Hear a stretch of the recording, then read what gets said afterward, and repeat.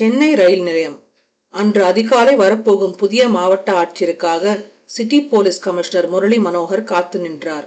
சரியாக 7:25 மணிக்கு வந்து சேர்ந்த ரயிலில் இருந்து இறங்கிய புதிய கலெக்டருக்கு அரசாங்க மரியாதையுடன் கூடிய சல்யூட் அடித்து வண்டியில் அழைத்து சென்றார். கலெக்டர் பங்களாவுக்கு சென்றதும் மகளுக்கு ஆர்த்தி எடுத்தது ஜெயந்தி. டே, நீயும் வந்து நில்லு. இல்லம்மா, உன் செல்ல பொண்ணு கேடு, இப்ப அவ எனக்கு மேலதிகாரி என்று பவ்யமாய் சொல்ல, ஐயோ அண்ணா வா, கையை பிடித்து இழுத்து கொண்டு உள்ளே நுழைத்தாள். வீட்டுக்குள் சென்றதும் முதல் வேலையாக 2 பிள்ளைகளுக்கும் சுற்றி போட்டாள் ஜெயந்தி. ஊரு கண்ணு எல்லாமே இன்னைக்கு உங்க மேலதான்.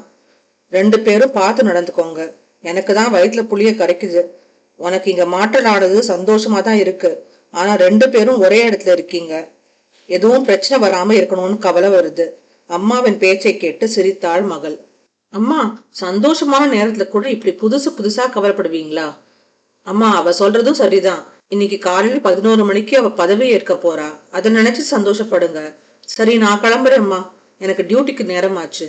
எல்லாம் சரிடா, இனி ஒழுங்கா சாப்பிட வந்துரு. மத்தியானம் என்ன எதிர்பார்க்காதீங்க. நைட் கண்டிப்பா வந்துடுறேன்.